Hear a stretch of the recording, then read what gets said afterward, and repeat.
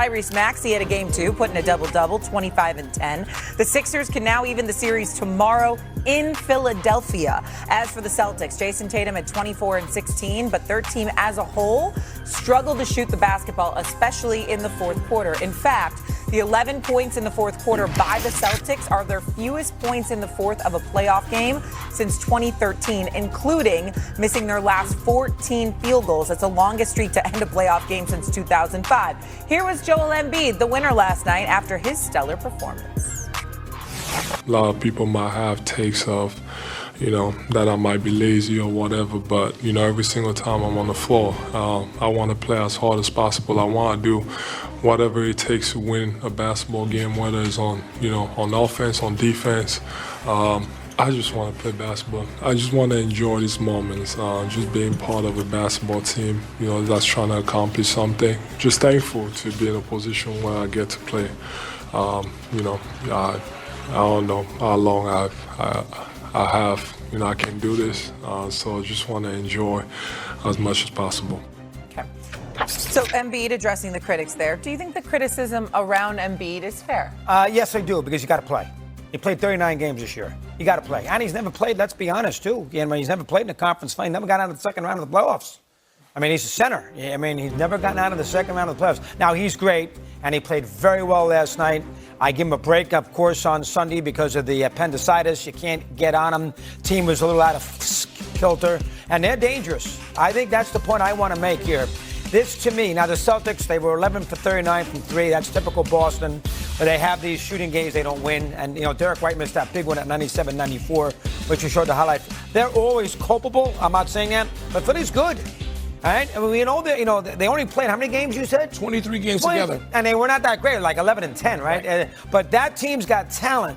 So they are very capable of putting the Celtics in a very scary position on Saturday night. They could win the game Thursday, could win that game because they're due to play a good game at home. They lost their first 2. They go Saturday up in Boston. Embiid has one of those games. Celtics don't make shots. So the Knicks are going to win. And I think the Celtics will win too, but I'm not as confident with the Celtics because I think Philly's a very dangerous team, and they're due to win a home game. They are due to win a home game in this series. And here's one last thing before Stevie I'm going to say. There are 2 series in the NBA right now that America wants to see. 2. Nobody's that wrapped up on the games right now. Nobody wants to see Minnesota's hurt, so you can't go crazy on the San Antonio series. You want to see Spurs Thunder, which is going to be a great series. And you want to see Celtics Knicks. Agreed. Because the Celtic Knicks winner is going to kill Cleveland. Harden will stink. Mitchell's overrated. They're going to kill Cleveland. And I've been telling Steve for 6 months about Detroit, about they can't shoot. Where's the secondary offense? And now he sees the light today by telling me Detroit can't make any baskets. How many times have I said that about Detroit this year? 100%. He had Detroit wiping the floor with the Knicks. Oh, he loved Detroit. Doggy. You're absolutely right. Oh, good. For 6 months. I got to give it to you. You were on me about, you kept bringing, Michael Wilbon, he kept bringing up that Detroit can't shoot. Detroit can't shoot. That's right. And I wouldn't listen because I was caught up with how they bum rushed the Knicks. And I wasn't thinking about Detroit overall. I was just thinking about Detroit against the Knicks. You understand? But I didn't know that they would shoot this damn badly. I ain't going to lie to you. So Doggy is absolutely right. I have no comeback for that. Let me get to Embiid. Doggy, Wilbon, Shay.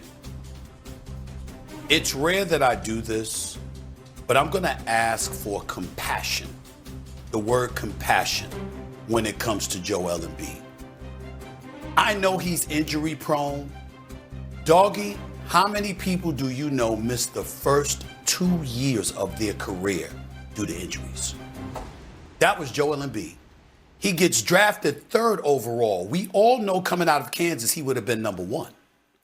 But they took him number 3 because there were injury concerns and the top 2 teams didn't take him. When Joel Embiid is healthy, before Wembanyama came along at 7'5", we looked at Joel Embiid healthy and we said, this is one of the best big men ever. And if he were healthy against Jokic, I would have wanted Embiid. And that was a debate because the brother is that skilled, that pure, and by the way, doesn't fade in big moments. We can't blame him for the absence of success with the Philadelphia 76ers when you had Ben Simmons, with all of his issues, but never an issue when it came to go to the bank to get the check. Never had an issue then. Only when it came to actually staying on the basketball court, treating the basketball court like it was the front lines of Afghanistan, of crying out loud. It was ridiculous. Absolutely ridiculous. So you had Ben Simmons there. And then James Harden came there and didn't show up for that game 6 and 7, which you've lamented. Embiid is big time. He's just big time unhealthy too. And when you look at him, sure, the Sixers, 35 points in the third quarter. They outscored them by about 29 points in the last 22 minutes of the game. This is the effect that Joel Embiid can have on the Philadelphia 76ers. If this is all you need to know about Joel Embiid, and I don't think anybody would disagree with this, if Joel Embiid was 85% or better, we would consider the Sixers a title contender. We literally would. We would look at them and say, yo, man, you got to deal with this monster because he's that great. And when people talk about the laziness, I want Joel Embiid to know, not everybody, bro.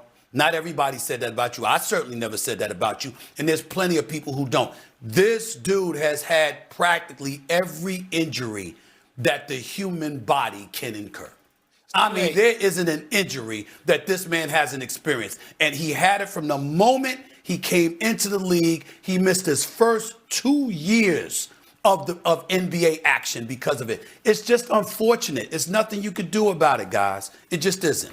His body, I'm going to agree with you about asking for compassion. And I think a lot about Embiid because I'm one of those people who, remember when Paul George worked with us, Stephen A., in the finals a couple of years ago?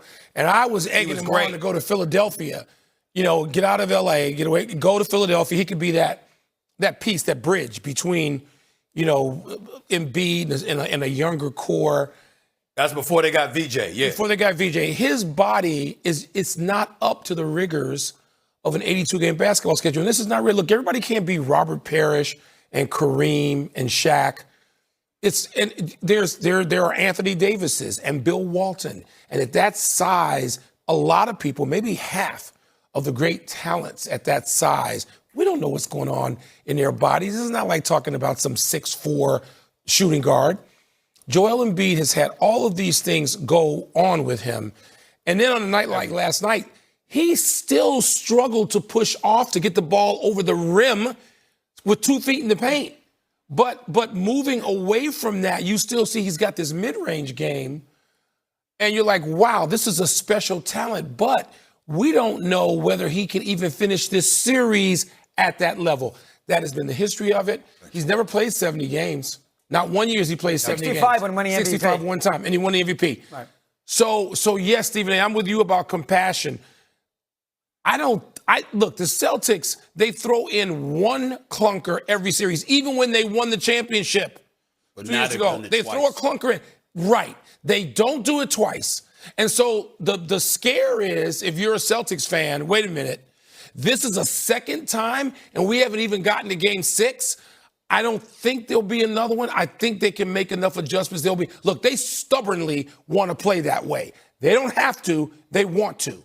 But they get to Philadelphia this weekend or tomorrow night, and they're up against it. We may see necessarily a different reactive Boston Celtics team. We will. I think we will.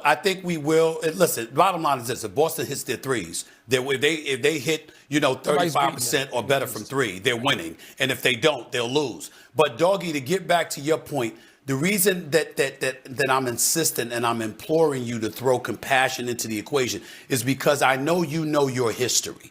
And what I'm saying to you is that Embiid is not somebody that we can look at that was, high school, college, and then pros, and he's healthy, and then all of a sudden he gets hurt and he can't seem to have the recuperative powers, or in the off season you're not taking care of yourself.